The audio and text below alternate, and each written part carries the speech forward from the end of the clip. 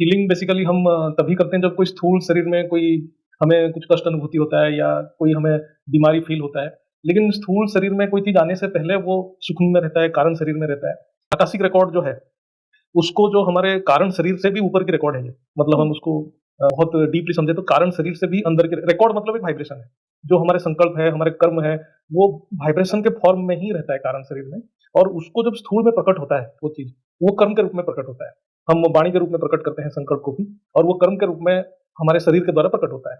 तो जब भी वो शरीर में प्रकट होता है, उसका रूप बीमारी के रूप में भी आता है, सुख के रूप में भी आता है।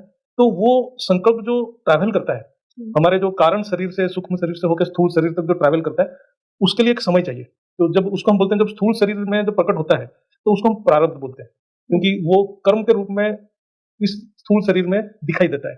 तो उससे जो हीलिंग करना है, इसीलिए वो लोग क्या बोलते हैं, पास्ट लाइफ रिग्रेशन से वो उसको हीलिंग कर सकते हैं, वो बोलते हैं। लेकिन पास्ट लाइफ के द्वारा जब वो ऑलरेडी स्थूल शरीर में आ चुका है, हम उसको तभी हीलिंग कर पाएंगे जब वो ऑलरेडी आया नहीं है स्थूल शरीर में।